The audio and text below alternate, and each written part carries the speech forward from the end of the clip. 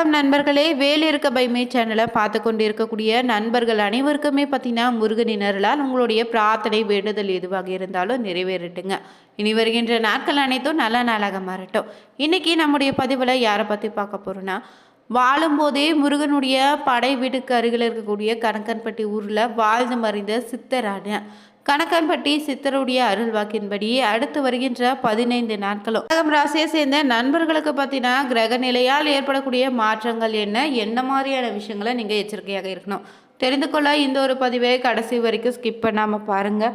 மேலும் பார்த்தீங்கன்னா தனிப்பட்ட முறையில் உங்கள் ஜாதகத்தில் இருக்கக்கூடிய பிரச்சனைக்கு சரியான ஒரு பரிகாரத்தை பெற்றுக்கொள்ள நினைத்தா வீடியோவில் டிஸ்கிரிப்ஷனில் ஃபோன் நம்பர் கொடுத்துருப்போம். அந்த நம்பருக்கு நீங்கள் கால் பண்ணி தெரிஞ்சுக்கலாம்.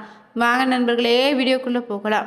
நண்டை ராசி சின்னமாக கொண்ட கடகராசி நண்பர்கள் பார்த்தீங்கன்னா நீள்வார் உயிரினங்களைப் போல பார்த்தீங்கன்னா எல்லைகளை ஆக்ரோஷமாக பாதுகாப்பது போல யாராவது உங்களுடைய எல்லையை நெருங்க வந்தால் அவங்களே தாக்க தயங்க மாட்டீங்க. உங்களுக்கு பார்த்தீங்கன்னா ராசியில் நீர் ராசியாக இருப்பதால் உங்களுக்கு சக மனிதர்களுடைய கஷ்டத்தில் இருக்கும்போது நீங்கள் உதவ ஒருபோதும் தயங்க மாட்டீங்க. அப்படியிலேயே பார்த்தீங்கன்னா குழந்தைத்தனமானவங்களே சொல்லலாம். உங்களை விரும்பியபடி விஷயங்கள் நடக்கலைன்னா உச்சபட்ச கோபம் வந்துடும். நண்டுகளை போல கடகராசி நண்பர்கள் நீங்கள் சுயநலமானவங்க தான். உங்கள் பொருட்களை அதிக சொந்தம் கொண்டாடுவீங்க. மேலும் பார்த்தீங்கன்னா பல சந்தர்ப்பங்களை மற்றவங்களின் மீது பொறாமையால் அவதிப்படுவீங்க. இருந்தாலும் கடகராசிக்காரர்கள் காதலிப்பது உங்கள் உணர்ச்சி மிகுதியால் மட்டும் நடக்கும். ஏன்னா மற்றவர்களுக்காக எதையாவது செய்ய வேண்டும்னு கடகராசிக்காரர்கள் அரிதாக செய்ய முன்வருவீங்க. உங்கள் உறவுகள் உட்பட யாருக்காவது இருந்தாலும் அதை அரை மனதோடு ஒரு காரியத்தை செய்யக்கூடிய நபராக தாங்க நீங்கள் இருப்பீங்க. பொதுவாகவே பார்த்தீங்கன்னா கடகராசி நண்பர்களுக்கு அடுத்து வருகின்ற 15 நாட்களும் கிரகநிலை ரீதியாக எப்படிப்பட்ட பலன் அமைய போகுதுன்னு பார்க்கலாங்க. உங்கள் ராசியில் வரக்கூடிய நட்சத்திரங்களாக புனர்பூசம் 4ஆம் பாதம், பூசம், ஆயுள்னு அமைந்திருக்கு. கிரக நிலையில் தனவாக்க குடும்பஸ்தானத்தில் கேது, சப்தம ஸ்தானத்தில் சூரியன், செவ்வாய், சுக்கிரன், அஷ்டம ஸ்தானத்தில் புதன், சனி, ராகு, விரயஸ்தானத்தில் குருன்னு கிரக நிலை அமைந்திருக்கு. இந்த கிரக நிலையால் பார்த்தீங்கன்னா உங்களுக்கு எடுத்த காரியத்தை எப்படியும் செய்து முடித்து விடுவீங்க. இந்த நேரத்தில் சுப செலவுகள் ஏற்படலாம். வேலை காரணமாக வீட்டை விட்டு வெளியில் தங்கக்கூட நேரிடுங்க. திட்டமிடுவதில் பின்னடைவு உண்டாகும். பண வரவு எதிர்பார்த்தபடி இருக்குது. பெரியோருடைய நேசம் உண்டு. வாகனம் வாங்கக்கூடிய யோகம் இருக்குது. தொழில் வியாபாரம் வாக்குவன்மையால் சிறப்பாக நடக்கும். பழைய பாக்கிகள் இனி வசூலாகும். உத்தியோகம் தொடர்பான பயணங்கள் செல்ல வேண்டியதாக இருக்கும். உத்தியோகஸ்தர்களுக்கு புத்தி சாதீனத்தால் மேலதிகாரிகள் கொடுத்த வேலையை சிறப்பாக செய்து முடித்திடுவீங்க. குடும்பத்தில் இருந்த குழப்ப நிலை நீங்கும். கணவன் மனைவிக்கு இடையே இந்த நேரத்தில் பார்த்தீங்கன்னா மன வருத்தம் நீங்கின. பிள்ளைகளுக்கு தேவையான பொருட்களை வாங்கி கொடுப்பீங்க. பெண்களுக்கு காரியங்களில் இருந்த பின்னடைவு நீங்கும். அரசியல்வாதிகளுக்கு தொகுதியில் மதிப்பு உயரும். கோஷ்டி பூசலையும் தாண்டி சாதிப்பீங்க. கலைத்துறையினர் யதார்த்தமான படைப்புகளால் அனைவருடைய கவனத்தை ஈர்ப்பீங்க. வேற்றுமொழி வாய்ப்புகளால் புகழடையக்கூடிய நேரமாக இருக்கு. மாணவர்களுக்கு முன்னேற்றம் உண்டு. மேலும் இந்த நேரத்தில் பார்த்தீங்கன்னா உங்களுக்கு வழியை சென்று உதவுவதால் வீண் விரோதம் ஏற்படலாம். இதிலும் வெற்றியும் கிடைக்கும். நண்பர்கள் உதவி உண்டு. வாய்ப்புகளை தவறாமல் பயன்படுத்திக்கோங்க. உங்கள் எதிர்காலத்திற்கு இது உதவியாக இருக்கும். கலைத்துறையினருக்கு வாய்ப்புகள் தேடி வரப்போகுது. உங்களுடைய முன்னேற்றமும் ஆதாயமும் உண்டு. மேலும் தொழில் வியாபாரம் தொடர்பாக அலைய வேண்டியதாக இருக்கும். எதிர்பார்த்த நிதி வசதி கிடைத்தாலும் திட்டமிட்டதை விட கூடுதல் செலவு இருக்குது. பணியாளர்களிடம் இந்த நேரத்தில் நிதானமாக கடைபிடிங்க. உத்தியோகத்தில் இருப்பவங்க மேலதிகாரிகள் சொல்வதைப்படி நடந்து கொள்வதும் நல்லது. நிலுவையில் இருக்கக்கூடிய பணம் வரலாம். அரசியல் துறையினருக்கு பொது காரியங்களில் ஈடுபடும் போது கவனமாக இருங்க. மேலும் குடும்பத்தில் இருப்பவங்களால் சிறு சிறு பிரச்சனைகள் உண்டாகும். குழந்தைகளுடைய உடல் ஆரோக்கியத்திலும் வாழ்க்கை துணியின் ஆரோக்கியத்திலும் நீங்கள் ரொம்ப கவனமாக இருக்கணும். கணவன் மனைவிக்கு இடையே இருந்த மனக்கசப்பு வேலைப்பழு பார்த்திங்கன்னா அதிகரிக்கும். இருந்தாலும் காரியங்களில் தாமதமான போக்கு உண்டு. பாராட்டு பெறுவது கடினம்தாங்க. மனதில் சிறு குழப்பம் ஏற்பட்டு மறையும். இந்த பிப்ரவரி மாதம் பொறுத்தவரை குரு பகவான் பார்த்தீங்கன்னா மிதுன ராசியில் இருப்பார். சந்திரன் தன்னுடைய கடக ராசியில் ஆட்சி வீட்டில் அமரும். மேலும் சொந்த வீட்டில் ஆரம்பித்து சொந்த வீட்டிலே முடியக்கூடிய மாதமாகவும் இருக்குது. கேது பகவான் சிம்ம ராசியில் அமர்ந்திருக்காரு. சூரியன், சுக்கிரன், செவ்வாயினே மகர ராசியில் அமருங்க. மகரத்தில் செவ்வாய் உச்சமடைந்திருக்கு. கும்ப ராசியில் புதன் பகவானோ செவ்வாயும் அமர்ந்திருக்கு. மீனத்தில் சனி பகவான் அமர்ந்திருப்பார். அந்த வகையில் பிப்ரவரி முதல் 15 நாட்கள் உங்களுக்கு பார்த்தீங்கன்னா எப்படிப்பட்ட பலன் தொடர்ந்து கிடைக்க போகுதுன்னா, உங்கள் குடும்பம் தொடர்பான விஷயங்களை மிகுந்த கவனமாக இருக்க வேண்டும். மற்றவங்களால் கணவன் மனைவிக்கு பிரச்சனை வருவதற்கான வாய்ப்பு இருக்குது.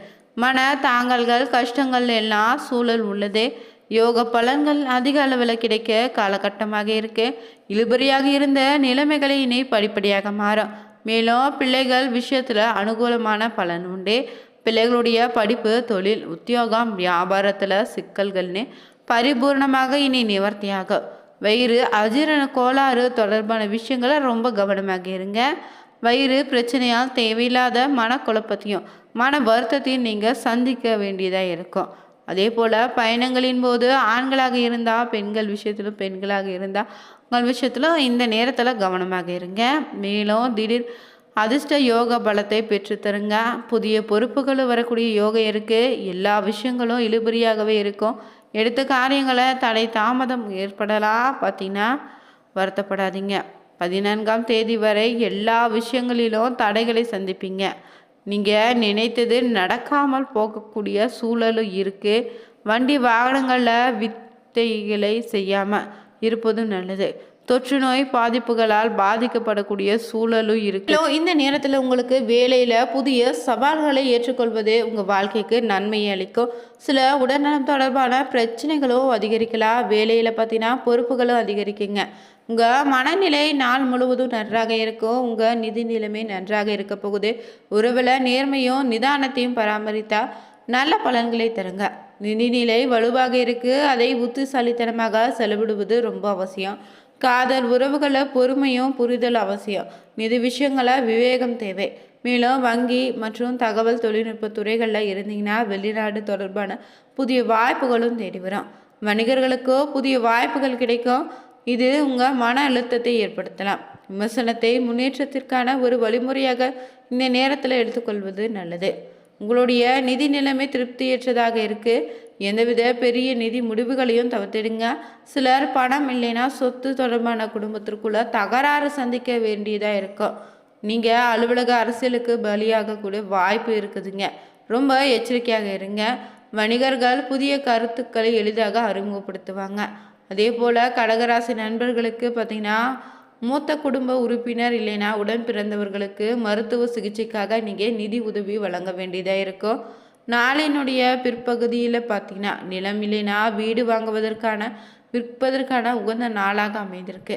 இந்த மாதம் பொறுத்தவரை சொலிப்பு உங்கள் பக்கம் இருப்பதால் உங்கள் செலவுகளை சமாளிக்க முடியும். மேலும் இந்த நேரத்தில் நீங்கள் அலுவலகத்தில் வேலை செய்யக்கூடிய நபராக இருந்தால் காதல் உறவுகளில் விலகி இருப்பது நல்லது. காதல் விவகாரங்களில் வீட்டில் எதிர்ப்பை சந்தித்து பெண்களுக்கு இந்த மாதத்தில் பெற்றோரிடமிருந்து ஆதரவு உண்டு. உங்கள் ஆரோக்கியம் பொறுத்தவரை வழக்கமான பரிசோதனை செய்து கொள்வது நல்லது. உங்கள் உணவில் சிறப்பு கவனம் செலுத்துங்க. கர்ப்பிணி பெண்கள் மருந்து அருந்துவதை தவிர்த்து ஆபத்தான செயல்களில் ஈடுபடுவதை தவிர்த்துடுங்க. உங்கள் துணை உங்களை சந்தேகிக்கலாம், இல்லைன்னா மூன்றாவது நபரை பற்றி கேள்விகள் எழுப்பலாம். கர்ப்பிணி பெண்கள் தங்கள் உணவில் சிறப்பு கவனம் செலுத்துங்க. சிலருக்கு சுவாச பிரச்சனைகள் ஏற்பட வாய்ப்பு இருக்கு.